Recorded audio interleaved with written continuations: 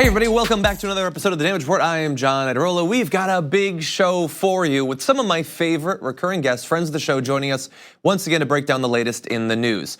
Not only are we gonna have stuff with the Green New Deal, ongoing negotiations about a possible government shutdown and attempts to avert it. It looks like we might actually have a deal maybe, but I'll be breaking down the details of that.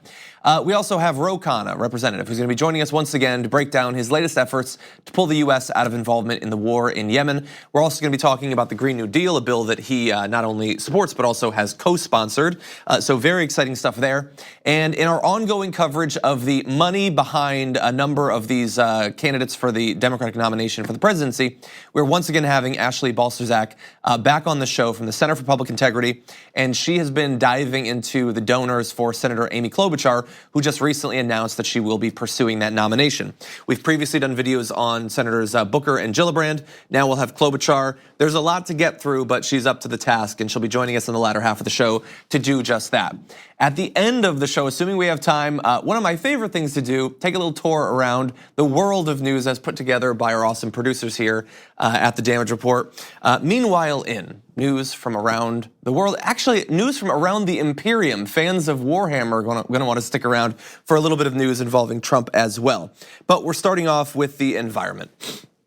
Donald Trump had his big El Paso speech yesterday, and while much of it was focused on immigration, his efforts to get the wall and all of that, he also made time to spread some actual absolute BS about the Green New Deal. Now, in this particular case, I don't even really blame Donald Trump because he doesn't know anything about the environment. He doesn't really know anything about the actual elements of the Green New Deal. He's been consuming a lot of Fox News, and Fox News has lost their mind about this plan, as we'll show you in just a little bit. But you can see how much he's absorbed of their talking points against the Green New Deal in quotes like this. So Philip Rucker had tweeted, from Trump's speech, "I really don't like their policy of taking away your car, of taking away your airplane rights, of let's hop a train to California, of you're not allowed to own cows anymore." This is a guy struggling to talk. But let's break down the individual things that he said there, because many of these are things that you've heard from other right-wing pundits and politicians about the Green New Deal. So, the policy of taking away your car, it's not in the proposal. It's not been talked about around the proposal. They talk about incentivizing and subsidizing cars that will be cleaner. That's true. I have never heard AOC say, "I'm gonna snatch your Plymouth out from under you." That's not a part of the plan at all. Just a lie. Of taking away your airplane rights, well, you might be shocked to find out that you have rights when it comes to airplanes. I didn't think that we had rights. I thought that the only right we had was to pay an ever-increasing amount for ever-shrinking seats. But there is concern about the emissions of planes, that's true. And once again, they do want to reduce the total amount of air travel, but not by taking away planes, not by banning you from flying, but by incentivizing the government construction of high-speed rail lines and other things like that, making it so that you don't have to fly to travel. All of these options, when it comes to cars, when it comes to mass transit, they're going to be providing a cleaner and in many cases better mode of travel and making it cheaper for you to use that. They're not gonna be forcing you to do anything or not to do anything, but the right has to fearmonger in that way to scare you away from pursuing something like the Green New Deal. So, of let's hop a train to California, I don't even know what that means. There are trains that go to California, that's true. There might be more in the future, I don't know what he means there. Of you're not allowed to own cows anymore. So in one of the FAQs, around the Green New Deal. So this isn't even a part of the proposal, let alone the legislation that will eventually come that will lay out the specifics that will make the Green New Deal an actual thing that affects the environment and the economy. They talked about how one of the reasons they are calling for net zero emissions within a certain time frame rather than zero emissions in a certain time frame is because it's more realistic. But more specifically, it's because they think that when you look at some of the contributors to carbon emissions, and environmental toxins, things like that, there are some things that just can't be wound down in 10 years, no matter how much you subsidize them. So they're being realistic. And some of the examples they give are, we know people are gonna continue to fly planes, which goes against their point that they're gonna ban air travel, and also that cows fart and emit methane, okay? That is both a truth, that got a cheer from the control room, that is both a truth and also in the context of the FAQ, kind of a joke. Because yes, industrialized agriculture, the huge quantities of cows and stuff that we have, they do produce a lot of methane from farts, but talking about emissions in terms of farts is a funny way of doing it. That is what they were doing. They're not going to take away cows. They're not going to ban cows. I don't even know what that would be. But this is the level of intellectual honesty with which the right is apparently ready to engage with those pushing for the Green New Deal. I've been sarcastically tweeting about this. It would be great if we had environmentalists, people like AOC and others who want to do something about climate change, and they're like, here's our proposal. And then the right says, well, you know what? I've talked to a lot of scientists, and they really think that a better way to lower emissions is X. But we're not going to have that debate. Maybe someday, maybe when they've lost a number of different elections because they become so detached from reality that they have no chance, then they will come back with a plan. They don't have that now. Instead, they have, last week, they introduced a massive government takeover that would destroy our incredible economic gains. They introduced the so-called Green New Deal. It sounds like a high school term paper that got a low mark. So it's not a so-called Green New Deal, that's just what it's called, that's how names work. Okay, so it's called the Green New Deal, it's not so-called. But again, then at the end, Donald Trump says, it sounds like a high school term paper that got a low mark. So why is he saying that? He's saying that because although he does not like to use Alexandria Ocasio-Cortez's name out loud, he fears that he will make her more popular by exposing her extremely popular ideas to his base. He does want to attack her, and he chose to do it the way that they always do since AOC became a national figure. It's not that they can actually argue against her policies on the merits. We've already shown you they're not going to do that, but they do want you to think, is she really serious? Looks kind of crazy, kind of dances in videos, and also she's so young. She's so young, it's like a high schooler. And that is why on Fox News you've seen multiple people say this seems like something a teenager would do. This is high school work. That is the thing they're going to use to try to take her down. I got news for you. People in general, in America, across the world, humans, we kind of like youth. Youth is kind of a good thing. We kind of like long for our own lost youth. I know I'm doing that every day now. So I'm not sure that that's actually gonna work for them. And although he chose not to use her name, it was not lost on Representative Ocasio-Cortez that he was targeting her. And so she responded, yes, a man who can't even read briefings written in full sentences is providing literary criticism of a House resolution. And then she quotes a Washington Post article about his intelligence briefing saying, reading the intelligence book is not Trump's preferred style of learning. We are still looking for that style of learning. We've not been able to identify it just yet. So again, look, she wants to engage in a debate on the actual policies that will underlie the Green New Deal. And she understands that even in advance of that, there is a lot of call across the country, both from the left and from the center and from the right, to do something about this. Her proposal is already wildly popular. It's one of the reasons that virtually all, but not all, unfortunately, of those who are going to be running in the Democratic primary this time around have already endorsed the Green New Deal. So expect to see more of it. And I just want to briefly say, it's not just Donald Trump, and it's not just Fox News. Take a look at a tweet from Politico about what the right-wing arguments are on the Green New Deal. Republicans bashed the concept of the Green New Deal as technologically impossible, unimaginably costly, and a socialist fever dream that they said would cost Democrats moderate seats across the country. Now, I think the person who wrote that tweet for Politico, they don't necessarily think that they're doing propaganda for the right or for the Republican Party. And they would probably say, well, Republicans are saying that stuff. And that's true. So the socialist fever dream, I'm sure that's a direct quote. Saying it's unimaginably costly, they didn't put that in quotation marks. That is at best a summarization of what the right would say. And in sum, when you put those three arguments all in one tweet there, if you were, a spokesperson for the National Republican Congressional, Campaign Committee or something like that, could you have dreamed of a better quote for your side than that? I don't know the individual writer, I don't know what their politics are, I don't know what their stance is on the Green New Deal. But you can expect that going forward, there is going to be, at best, sort of an insulting portrayal of the people pushing for the Green New Deal, saying that they're unrealistic, they don't understand money, they're too young and stuff like that. And then there are going to be people carrying water for the Republican Party.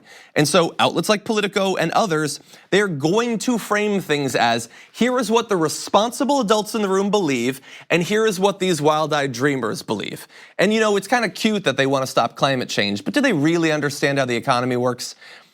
We'll go into more of that sort of framing later on. For now, we do have to take a break, but when we come back, Representative Khanna is going to be joining us for the latest on the war in Yemen and the US's future involvement in that. We need to talk about a relatively new show called the Republic, or UNFTR. As a Young Turks fan, you already know that the government, the media, and corporations are constantly peddling lies that serve the interests of the rich and powerful. But now there's a podcast dedicated to unraveling those lies, debunking the conventional wisdom. In each episode of the Republic, or UNFTR, the host delves into a different historical episode or topic that's generally misunderstood or purposely obfuscated by the so-called powers that be, featuring in-depth research, razor-sharp commentary, and just the right amount of vulgarity. The UNFTR podcast takes a sledgehammer to what you thought you knew about some of the nation's most sacred historical cows. But don't just take my word for it. The New York Times described UNFTR as consistently compelling and educational, aiming to challenge conventional wisdom and upend the historical narratives that were taught in school. For as the great philosopher Yoda once put it, "You must unlearn what you have learned." And that's true whether you're in Jedi training or you're uprooting and exposing all the propaganda and disinformation you've been fed over the course of your lifetime. So search for UNFTR in your podcast app today and get ready to get informed, angered, and entertained all at the same time.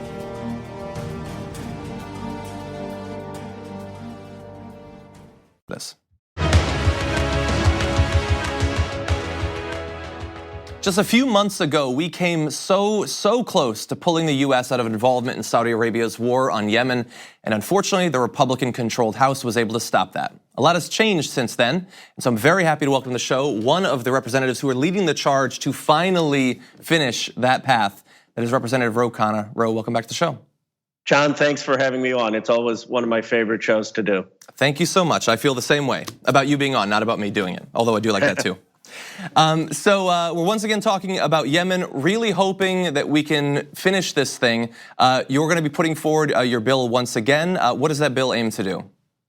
Well, the bill is very simple. It says that the United States was never authorized by Congress to be involved in aiding the Saudi coalition in the horrific bombing in Yemen. We need to stop any support for the Saudi coalition bombing. That means no refueling of their planes, no sharing intelligence, no assisting with logistics.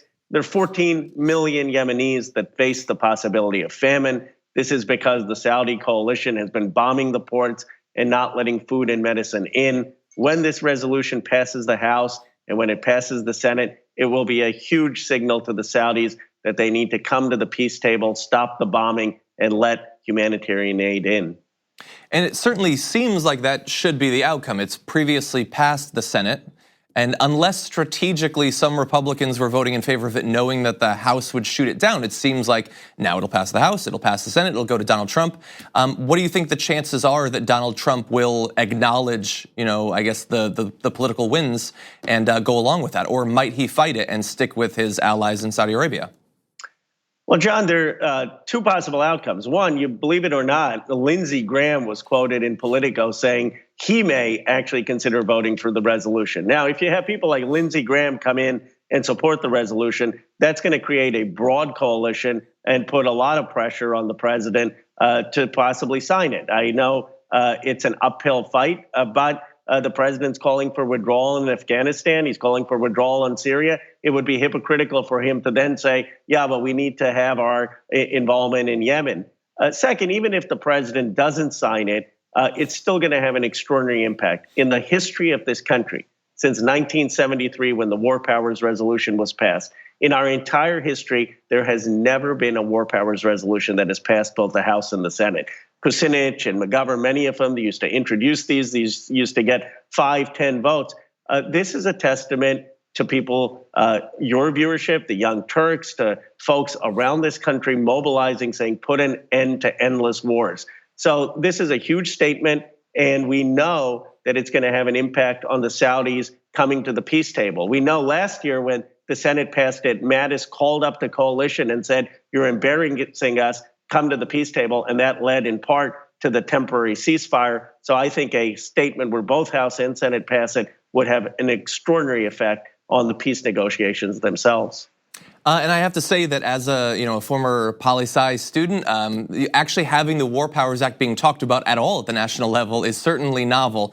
And I'm curious, now that you have, as you point out, on Yemen, you have so many willing to finally assert their constitutionally delegated role in this process, do you think that if in the future, if in the next 2 years, Donald Trump, who has at various points made very threatening remarks about North Korea, Iran, Venezuela, If he does look like he wants to initiate some sort of military action against these states, do you think that some of your allies on this issue with Yemen might be emboldened to stand up to him in those cases as well?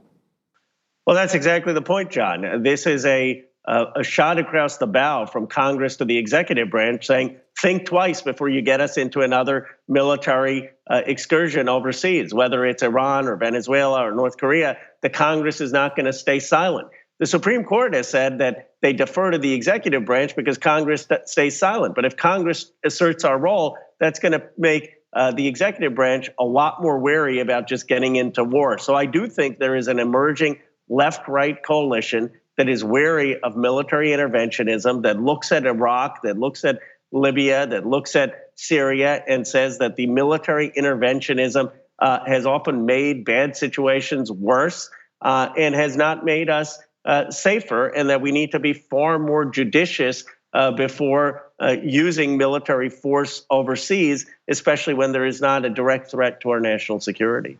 And it's possible that, timing-wise, as you're initiating this conversation, things are being rethought that have just been sort of accepted for some time in DC.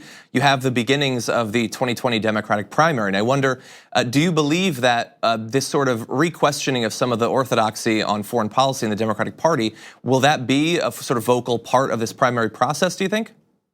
I do. I mean, I think this is going to be a huge win, of course, for Senator Sanders to say that he helped literally stop a war in Yemen because of his efforts in partnership with some of us in the House.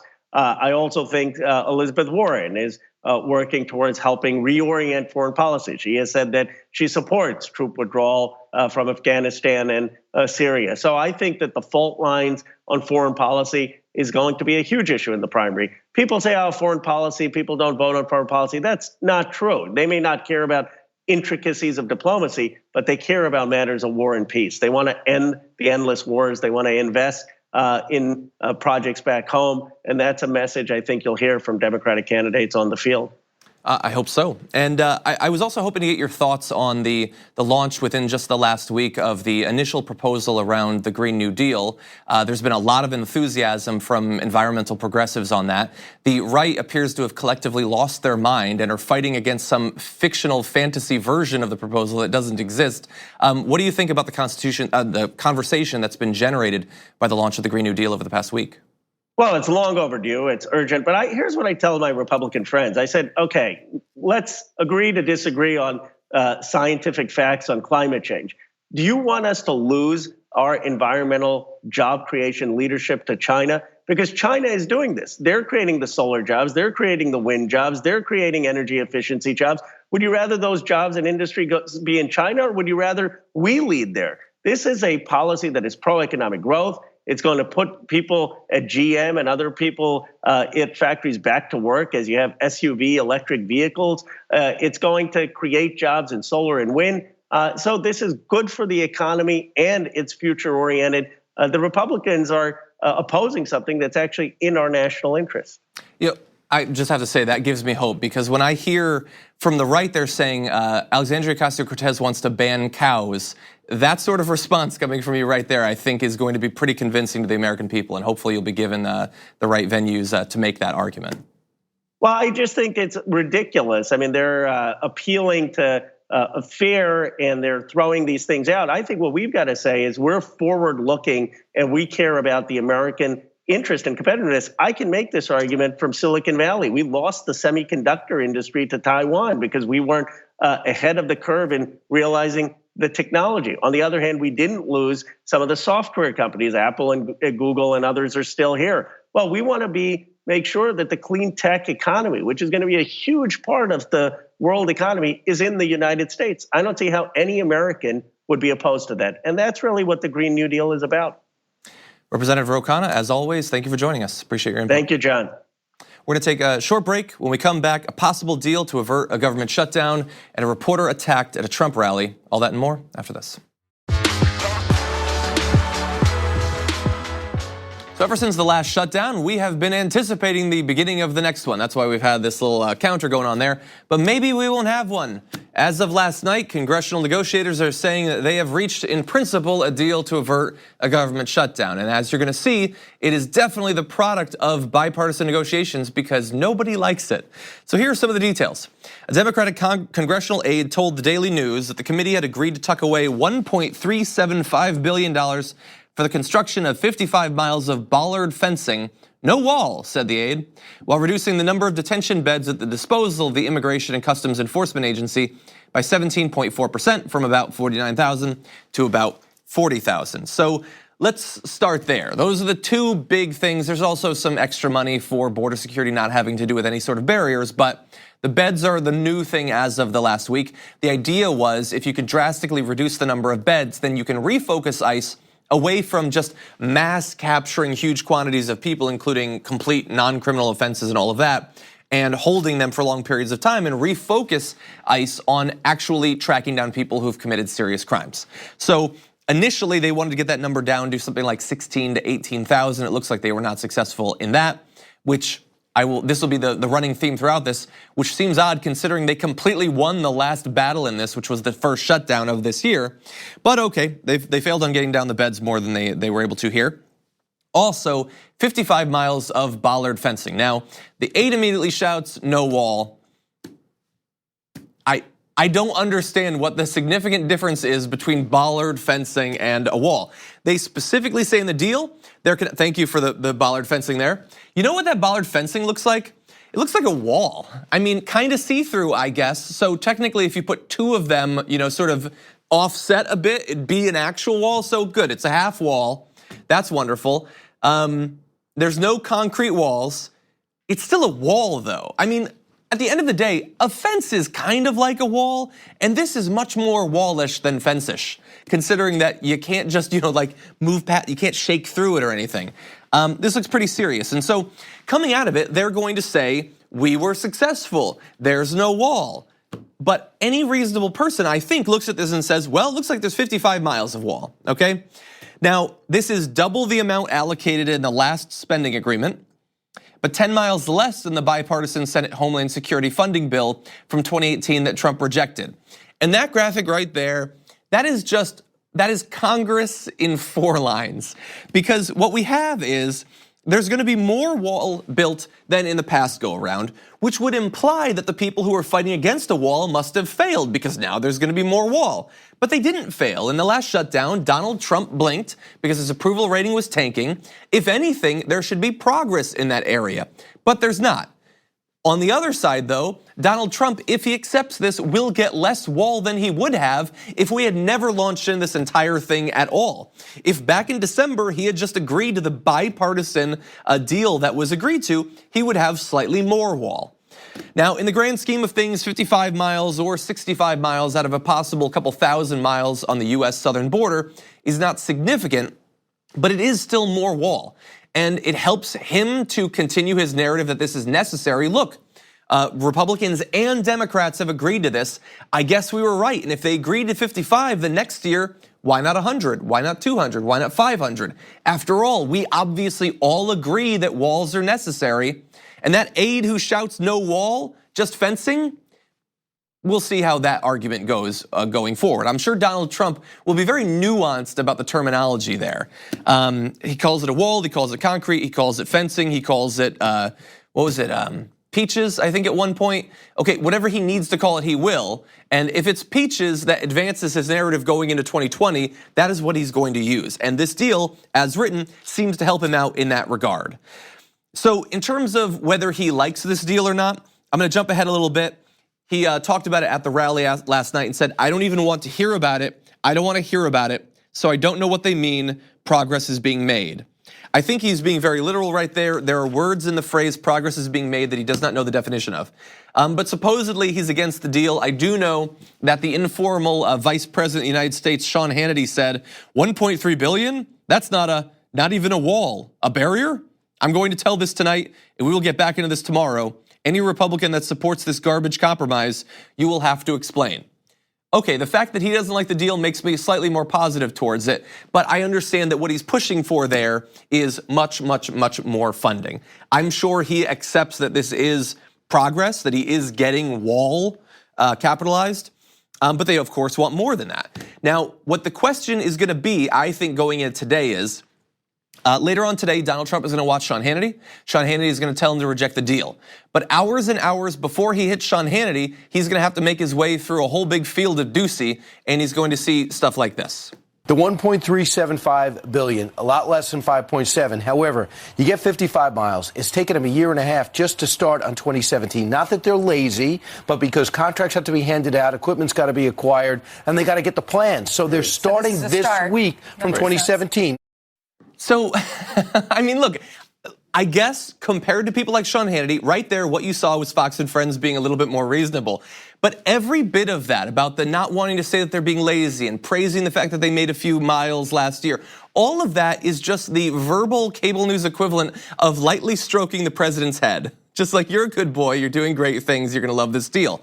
And the thing is, honestly, that could be the defining thing right there that causes him to take this deal rather than deny it. I mean, look, as a person who doesn't want to see any wall built and doesn't like the idea that we need a wall being a narrative that has any supporting evidence, even if it's BS evidence like this with the bollard fencing, I would prefer them to just not accept this deal. If he wants to launch into another 2 or 5 or 10 days of a shutdown that is going to hurt him and his party, then go right ahead with that, is how I would say. But I think, as much as he says he wants real wall, he's supported bollard fencing before. Is there any reason to believe that he won't take this and say this is a victory? I think that might be the way that this ends up going. Now, I do want to turn to other stuff that happened at the event last night.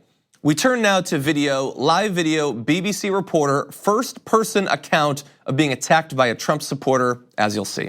Americans, Hispanic Americans, and Asian Americans have reached the lowest level in the history of our country.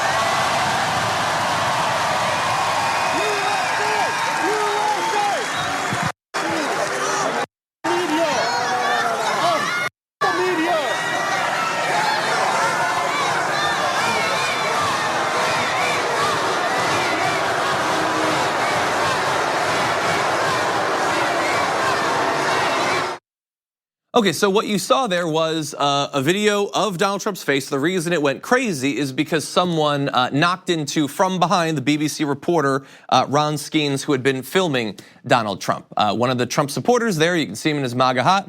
He attacks this guy from behind, real bold, alpha male right there, and then begins shouting, that he's in favor of Trump and all that. Sort of sickeningly, the crowd responds to a reporter from the BBC being attacked by shouting, "CNN sucks." It wasn't a CNN reporter. It would be awful if it was, but it wasn't even a CNN reporter. They don't understand that. Most don't even know what BBC actually is. So there you have a reporter being attacked once again. At that rally, you will be shocked to find out that Donald Trump had been demonizing the media as he has been doing for literally years. Thankfully, the guy just violently shoved him. He didn't punch him in the face. He didn't have a weapon or anything like that. God only knows what would have happened if he did. But it is interesting to see how Donald Trump reacts to this. So we didn't see his face in the second half of that video because the camera was being knocked around, but Donald Trump did have to acknowledge that one of his supporters attacked a reporter after he was demonizing the media, and here's how he handled it.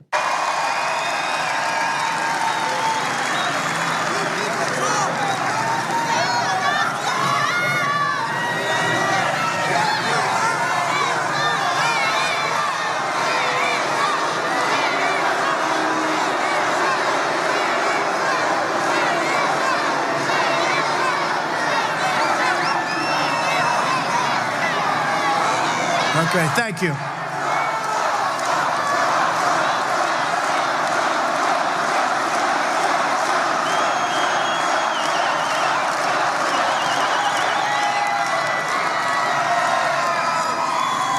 Thank you.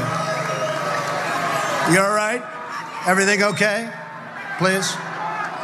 Okay, thank you. Thank you. And women have... And he goes right back into his message. So I guess he asked if the guy was okay. That's surprising. But what you saw there, if you weren't watching the live feed, you didn't see it. I don't know if anyone watching this used to watch The Office back in the original UK version, but his weird, creepy look and point was so David Brent to me. Like a guy who feels no responsibility for what's going on there. Like this guy had been, like he doesn't know exactly what happened. For all he knows, at that point, the BBC reporter had stabbed him. And he feels no responsibility. What you could have done, what most politicians I think would have done, certainly Barack Obama might have done. John McCain had a similar moment back during his campaign and did. Maybe instead of launching back into your "and women" talking point, you could have said something about not physically assaulting members of the press. That would have been a great moment for that was opened up to you by the fact that one of your guys who was so enthused about what you were saying about the media sucking and being fake news that he felt he had to attack someone from behind. He could have done that, he chose not to do that. Instead, the campaign puts out a statement saying that the attacker was probably drunk. Well, good. Then we probably shouldn't have to worry about that anymore because God knows Trump supporters probably don't drink. Here's the thing. There are drunks out there. There are crazy people out there. Some of them pay attention to politics. Some of them like any individual politician. Maybe be a little bit more careful about the way that you go out of your way day after day to demonize members of the press, even after members of the press have been gunned down in our country, after pipe bombs have been sent to all of your political opponents. Maybe tone it down a little bit after multiple deaths so that we can avoid ones in the future. With that said, we are going to take a break. We come back. Senator Amy Klobuchar has announced her run in the Democratic primary, but what is the money that is backing her up? We'll be breaking that down after this.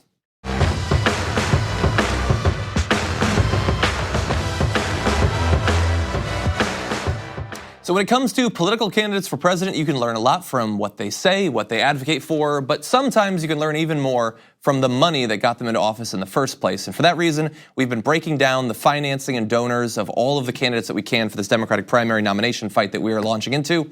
And the person who's been doing that for us, Ashley Balcerzak, Center for Public Integrity. Ashley, welcome back to the Damage Report. Thanks so much for having me. Always glad to have you here. And now we're talking about Senator Amy Klobuchar. And I know that in her past few elections, she has won very decisive victories. When it comes to fundraising, has she been equally successful? Yes, she has. Well, I guess it depends on what you're looking at. So she outraised her Republican opponent by 38 times, I believe. But okay, that's a big lead. Yeah, but then compared to the average senator, she's actually raised quite less. I think she raised $10 million over the last 6 years, and the average Senate candidate during that time was $16 million. So that's kind of a difference in that sense. So she was really good for Minnesota, but nationally, she's a bit lower. Okay, so that gives us some of an idea of how she might do in raising money for a national bid. When it comes to money on hand that she's previously raised and like personal wealth that she might be able to draw on to aid in her run for the presidency, how does she compare to some of the other candidates? Yeah, so she has $3.9 million on hand, which it's about in the middle, like compared to Elizabeth Warren, who has, I think, $11 million, quite much less than that. In terms of her personal wealth, her net worth is approximately around $1 million. They report their wealth in ranges, so it's kind of difficult to pinpoint exactly, and that doesn't include her mortgage. But in past campaigns, she hasn't given any of her own money, and I'm not sure if that's something she would be willing to do. Okay, so let's turn now to industries. We've previously talked about like Cory Booker with pharma and Wall Street and all of that. When it comes to Amy Klobuchar, historically, have there been standout industries that have been particularly supportive of her runs? Yeah, so none as, I don't know if they're as controversial as what we were talking about with Cory Booker. She's really, really popular with lawyers and law firms, given that she was one in the past. Like one of her former law firms is one of her most popular donors. So that's interesting in terms of its PAC and its employees. She's also really popular with women's issues groups, such as groups like Emily's List, that sort of thing.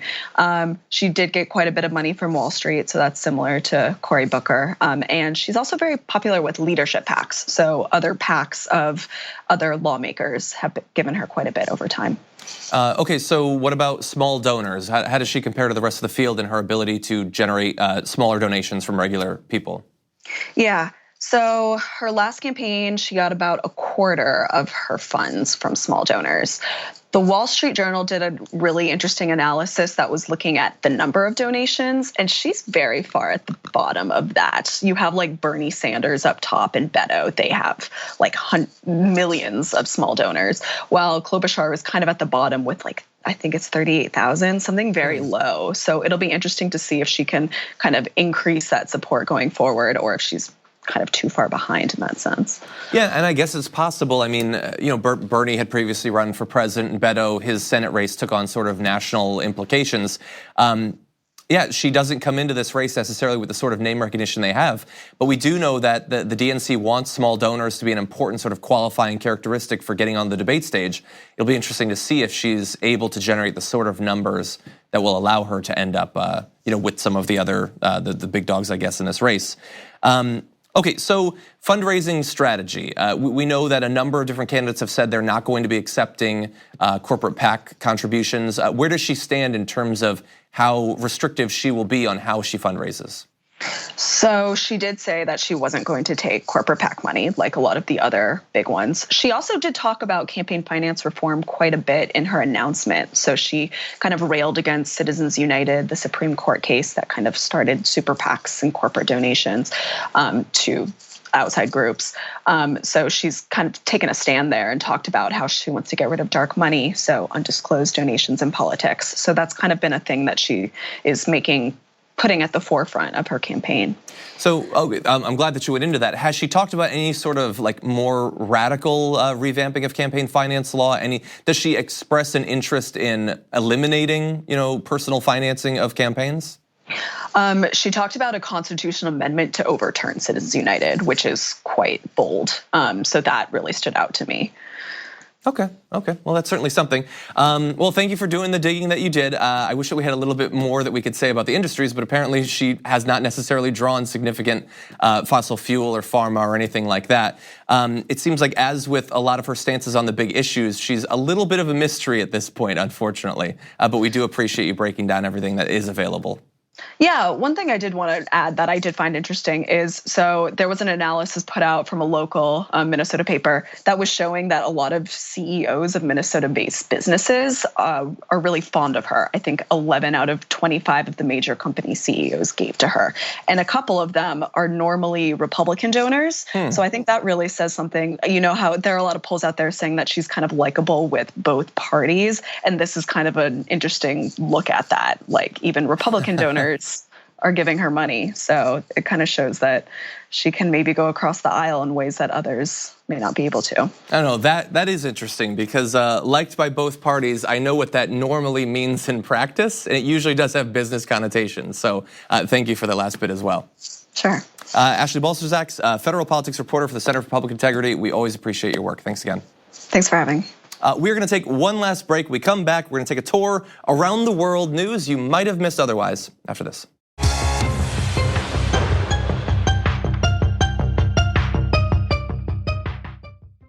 Now let's take a tour of world news in a segment we like to call Meanwhile In.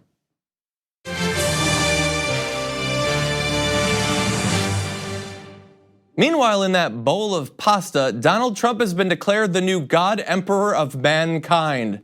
This one goes out to all the Warhammer 40K fans, but let's take a look at this video of a gigantic statue of Donald Trump in the garb of effectively a sci-fi psychic eternal ruler with a Twitter sword, by the way. And you see a bunch of people, I think they're Space Marines, marching in front of him in Italy.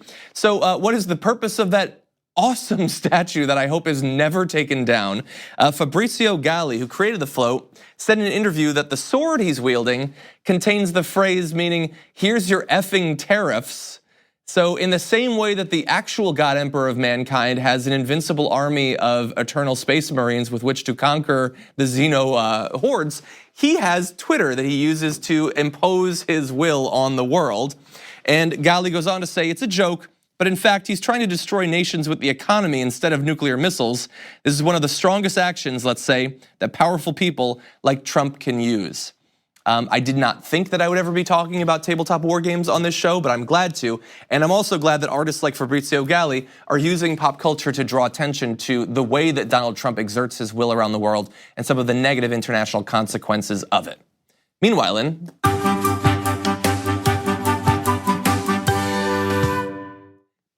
in Japan, The Olympic and Paralympic medals for the 2020 Olympics are going to be made out of recycled waste, which is an awesome move, I think. A project was started back in 2017 to collect enough electronic waste, including old smartphones and laptops, to implement the scheme. The aim was to collect more than 30 kilograms of gold, 4,100 kilograms of silver, and 2,700 kilograms of bronze, which is a reminder to me of exactly how many medals they end up giving out at these things. It is actually a gigantic task to try to do that, but they've been quite successful so far. The target for bronze was met last June, while the organizers had more than 90% of the gold and 85% of the silver by October. The recycled metal has been collected from the Japanese public, as well as businesses and industry. And it serves as a reminder, not just that there are going to be some awesome Olympics coming up in just a couple of years, but that we have an incredible amount of waste, and the waste is not necessarily 100% waste. There are things, especially in our electronics, that we do kind of need and could theoretically run out of. And so really stringent, advanced recycling programs can be very beneficial, not just in terms of reducing the sheer quantity of waste collecting in landfills, but in helping to achieve goals, whether artistic or sports or technological or otherwise. Meanwhile,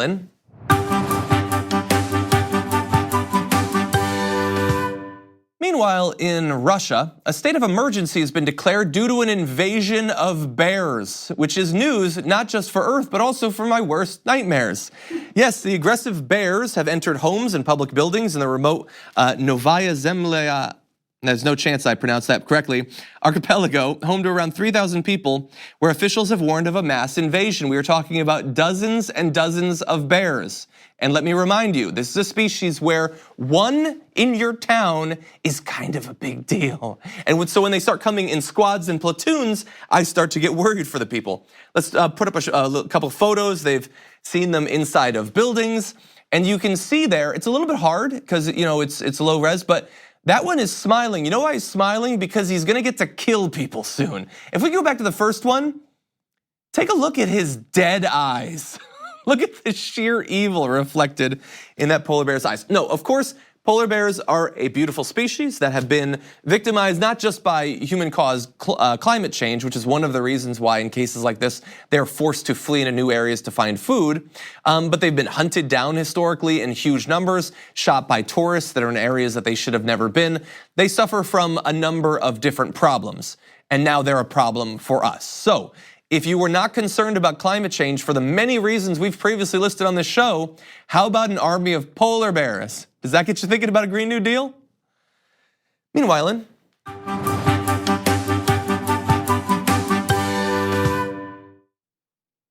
hold off on the UK. I gotta give Craig credit. It's a Bearavan and it's coming. But meanwhile in the UK, actual progress is being made on emissions reductions. Good news on the climate change. We never get to do that here at TDR.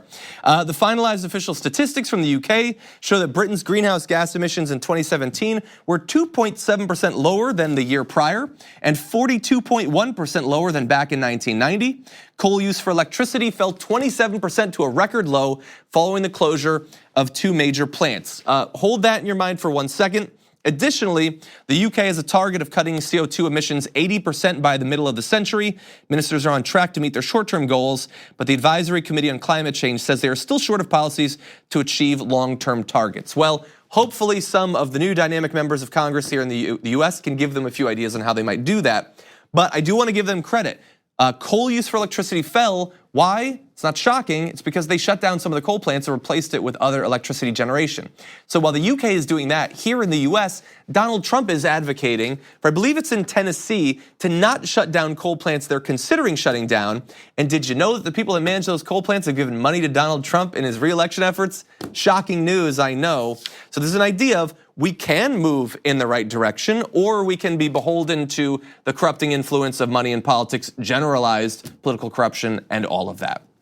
I just want to say very briefly, those of you who've been doing reviews on iTunes, thank you so much for doing that. Love this show. Put a message I'm going to read just to make Brett hate me. It says, love this show, love how John reports, and he's nice to look at too.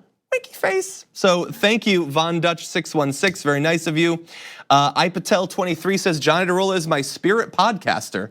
That's awesome. And I really appreciate it. I'll read Danzig. I'll read yours tomorrow.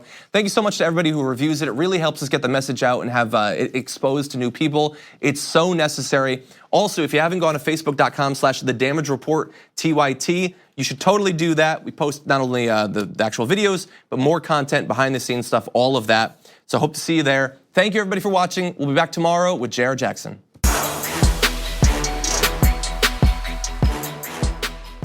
Thanks for listening to the full episode of The Damage Report. Support our work, listen ad-free, access members-only bonus content, and more by subscribing to Apple Podcasts at apple.co/TYT. I'm your host, John Adarola. I'll see you soon.